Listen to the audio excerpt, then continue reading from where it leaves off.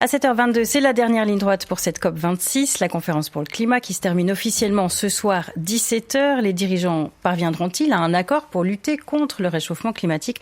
On vous propose une matinale spéciale ce matin avec le président de la Confédération, Guy Parmelin, qui est déjà avec nous du côté de Berne. Bonjour Monsieur le Président.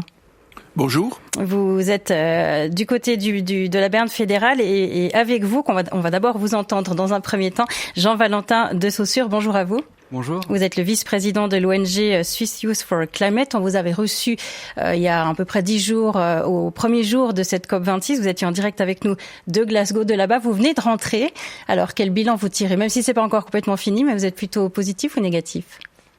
Je dirais qu'il y a un certain nombre d'avancées qui sont positives. Je pense qu'il y a une prise de conscience du problème et surtout la prise en compte du problème, de la cause en fait du problème du réchauffement climatique, que sont les énergies fossiles.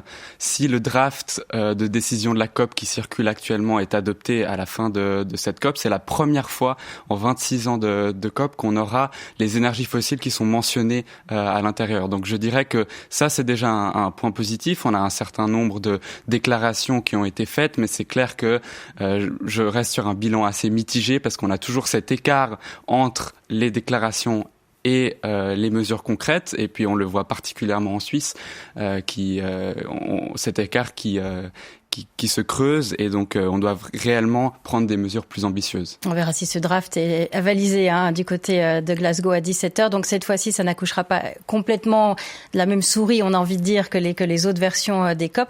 La participation des jeunes, elle a été forte, vous en faites partie.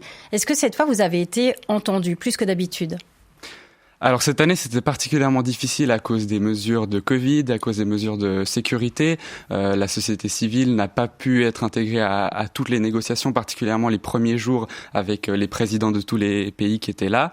Par la suite, c'était un peu plus facile de pouvoir entrer dans les négociations.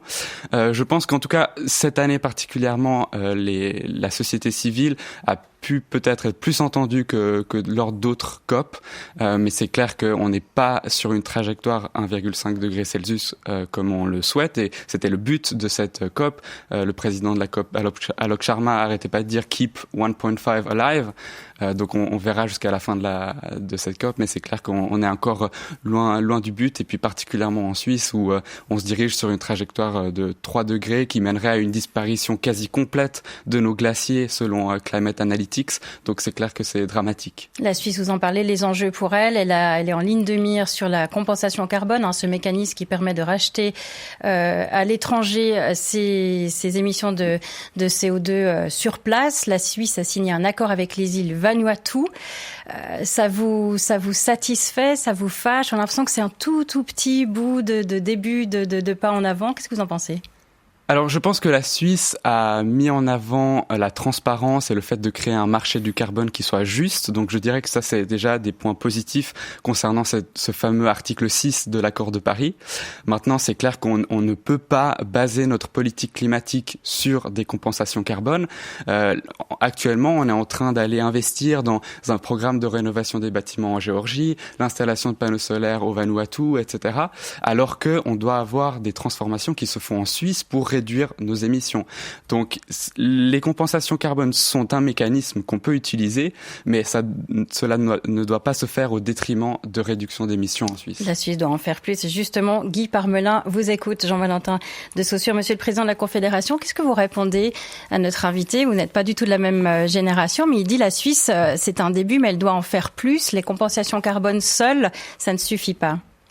Non, je crois que tous les pays doivent en faire davantage, et je rejoins Monsieur de Saussure que j'ai croisé. Malheureusement, j'ai pas eu le temps de discuter avec sur place. Je le rejoins sur le fait que les déclarations c'est bien, les engagements concrets, qu'ils soient financiers ou qu'ils soient faits avec des mesures concrètes, c'est mieux. Et c'est à cette aune-là qu'on jugera les résultats de la COP. La Suisse a l'habitude, quand elle s'engage, quand elle fait des déclarations, des engagements, de tout faire pour les respecter concrètement. Et notre collègue, Madame la conseillère fédérale Sommaruga, est sur place. Elle a un rôle de facilitatrice avec sa collègue rwandaise que lui a confié le président Sharma. pour essayer justement d'arriver à la fin de cette COP avec quelque chose de beaucoup plus précis et de concret. Nous verrons si cela est suivi des faits. Et les compensations, le climat est un problème global, la problématique du réchauffement climatique. Chaque mesure, où qu'elle soit prise, qui permet de diminuer l'empreinte carbone est bonne. Après, il est clair que chacun doit aussi faire son devoir. Quand on entend Guy Parmelin, Jean-Valentin de Saussure dire la Suisse ne va pas vers le 1,5 degré, mais va plutôt vers le 3 degrés. Qu'est-ce que vous dites là-dessus ?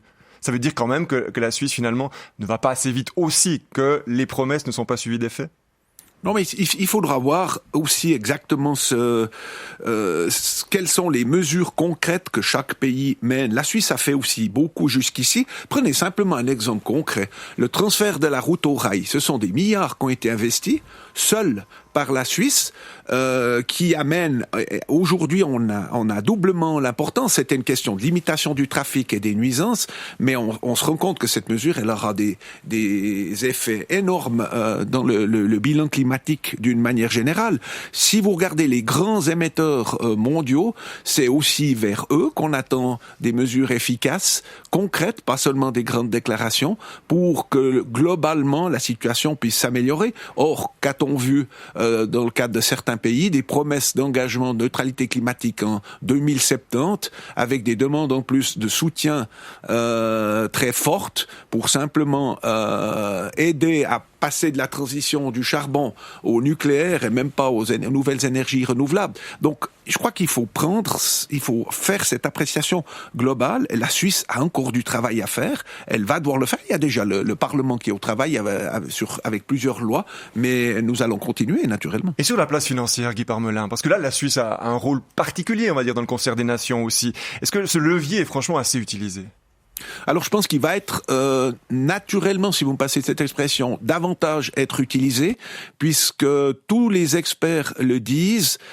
C'est une question aussi d'image de marque, et vous savez que dans ces milieux, on a une sainte horreur d'être montré du doigt en n'étant pas un bon élève. Je crois que de ce côté-là, les choses sont en train de bouger, mais naturellement, pour certains, elles ne bougent pas assez vite, et pour d'autres, il faut un peu plus de temps. Le risque, on parle beaucoup de greenwashing, je crois que le risque est vraiment ici d'avoir une place financière qui d'elle-même, au niveau des entreprises aussi, favorise une vraie transition énergétique avec un développement concret des nouvelles énergies renouvelables et des mesures d'assainissement. Nous avons aussi beaucoup à faire dans l'assainissement des bâtiments, mais nous nous heurtons aussi à des aspects concrets, des aspects de coûts et des aspects de personnes. Comment est-ce qu'on peut rénover tout un parc de bâtiments qui se chauffent encore au mazout, par exemple, en un temps relativement court, si on n'a pas les compétences en termes, et le personnel en termes de compétences requises pour procéder à ces assainissements.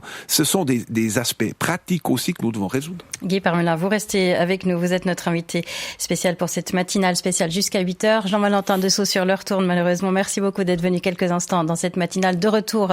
Fraîchement, je crois que vous êtes rentré hier de Glasgow. Vous avez assisté à cette COP26. Vous vice-présidez l'ONG Swiss Youth for Climate. Encore beaucoup d'espoir et beaucoup d'attentes de votre côté, on l'a entendu. Merci beaucoup. Merci à vous. À bientôt.